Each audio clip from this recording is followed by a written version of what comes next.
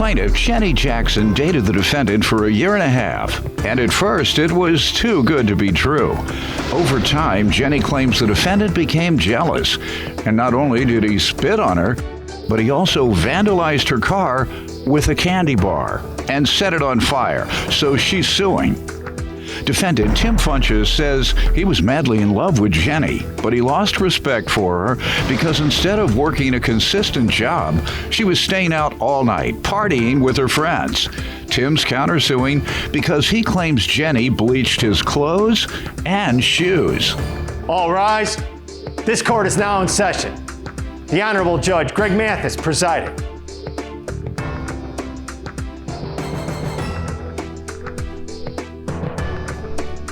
You may now be seated. Start with you. Okay, so me and Timothy Funches, we dated for like almost a year and a half. In the beginning, everything was perfect. Everything was going good.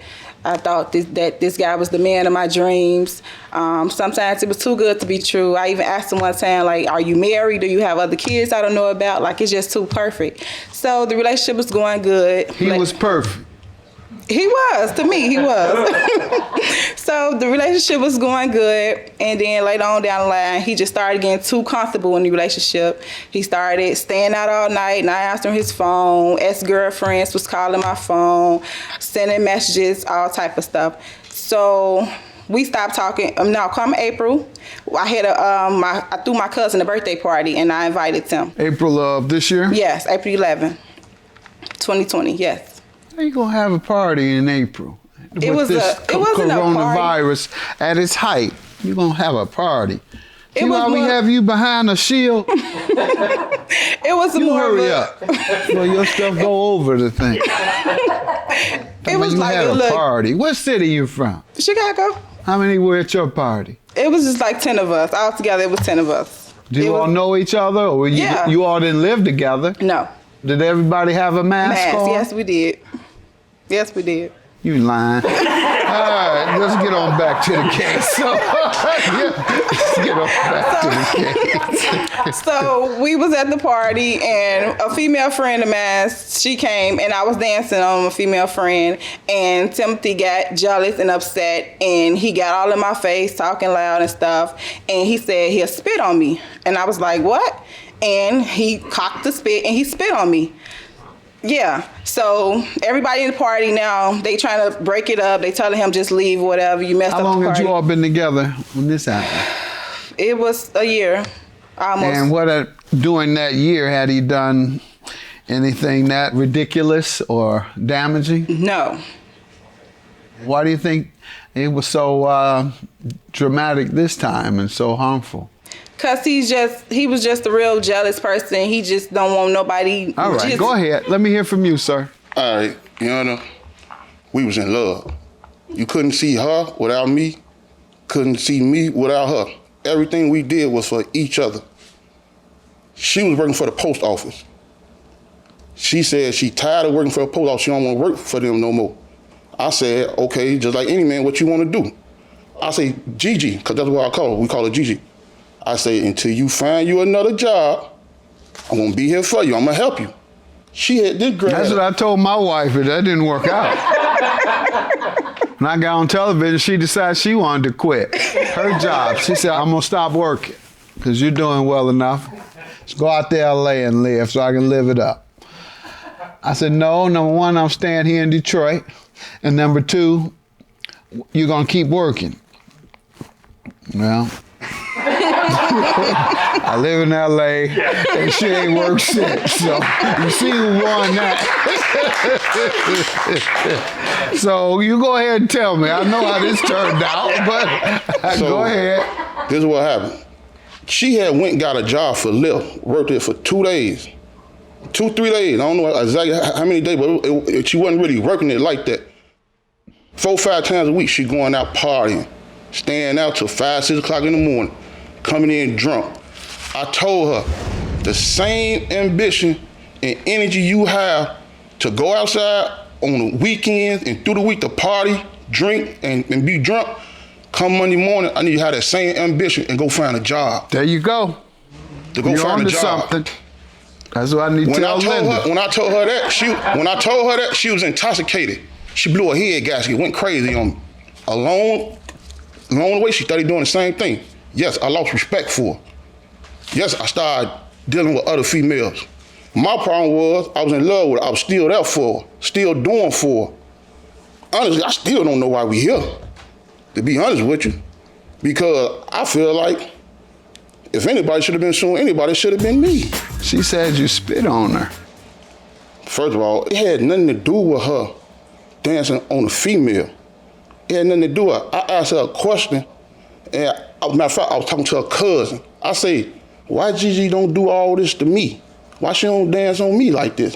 Why she don't interact with me like this? I'm talking to her cousin. I wasn't even directing it towards her. Her cousin say something, but she took over, cussing, yelling, then said, you were getting your feelings if I offered to do a threesome with you. It was just a lot of disrespect. So I'm like, bro, calm down. You tweaking. You keep talking, bro, I'm gonna spit on your you tweaking. Did I spit on her? No. Did I spit? Yes. It didn't go on her. I didn't spit nowhere about her. But later we kept, it escalated, I left. When I left, I went and got my stuff from the house, a couple things, and I left. Why? Was it because she danced with a woman at the party? You were so furious, that's why you spat on her, and you were so furious over her dancing with a woman? What you so insecure about, her dancing with a woman? I wasn't. You said, why she don't do me like that? Why she don't want to rub her behind on me or whatever she was doing? What was she, twerking? She's twerking on the woman? No, it wasn't. But it was slow dance? It wasn't no twerking. That's why I asked why she don't do me like that. It was more than twerking? It was more provocative than twerking? It wasn't twerking, Your Honor. That's all I'm gonna say. It wasn't twerking. Twerking when you got your behind on somebody twerking. Right. It wasn't that. She don't do that to me. That's what I'm saying. I'm your man. I ain't never seen you act like this towards me. This a person I never even seen before, and you doing this with her? So it made me raise my eyebrows. Yeah, clearly she had seen her before. Clearly. But she did invite you in, didn't she, you said? Yeah, she called me. She called me. Asked me what I'm And said, doing. do you want to be a part of this? No, she asked me I want to come chill over there with them. They was Hey, what you think that meant, sir? They was having a What kind kickback. of square are you? You from Chicago? He's worse than me. Yeah. Even Dor would know what time it was. But that still don't give him a reason to spit on me. I know, and that's nothing to laugh the at, nastiest sir. thing ever. And that's one of the things. What else has he done regarding your claim today? He has put a Snicker and sugar in my gas tank. July the 3rd, 2020, I called him again and told him to meet me back at White Castles. I didn't think he was going to act the way he acted. He came to White Castles.